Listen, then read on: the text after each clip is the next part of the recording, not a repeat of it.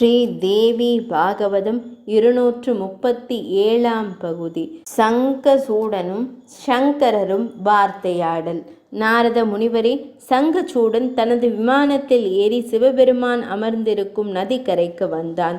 சிவனே, நான் அடைய வேண்டியவற்றையெல்லாம் அடைந்து விட்டேன் என்று வணங்கிய சங்கசூடன் மகேஸ்வரியையும் பத்ரகாளியையும் முருகனையும் வணங்கினான்.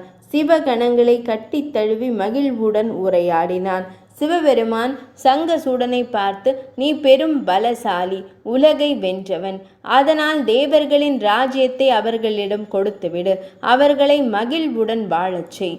அவர்களை துன்பப்படுத்தாதே. பெரும் செல்வ குவியல் உன்னிடம் உள்ளது. அதனால் தேவர்களின் செல்வத்தில் ஆசைப்படாதே.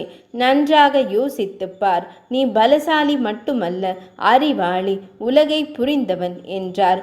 அதை கேட்ட சங்கசூடன், இறைவா, தாங்கள் கூறுவதெல்லாம் உண்மை. அசுரகுல சக்கரவர்த்தியான மகாபலியிடம் திருமால் வாமன அவதாரம் எடுத்துச் சென்று அவரது சொத்து முழுவதையும் அபகரித்து வஞ்சகமான முறையில் கொன்றார். அத்துடன் எமது வம்சத்தவரான இரணியனும் இரண்யாட்சனும் தேவர்களின் வஞ்சனையால் கொல்லப்பட்டனர். அமிர்தத்திற்காக நாம் தேவர்களோடு சேர்ந்து பார்க்கடலை கடைந்த போது திருமால் மோகினியாக வந்த அமிர்தத்தை தராது வஞ்சித்தவர். இவ்வாறு பல சம்பவங்களை கூறலாம்.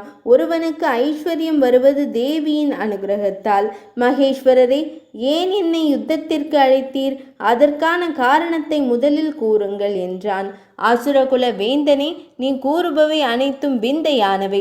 நீ பிரம்ம வம்சத்தவன், நானும் அதே வம்சத்தவன்தான். வம்சகர்த்தாவாகிய நான் 10 முறை கொண்டாடி போர் செய்ய ஏன் கூச்சப்பட வேண்டும்?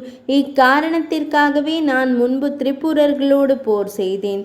தேவியும் சும்ப நிசும்பர்களோடு இதே காரியத்திற்காக தான் போர் செய்தாள் என்றார் சிவபெருமான்.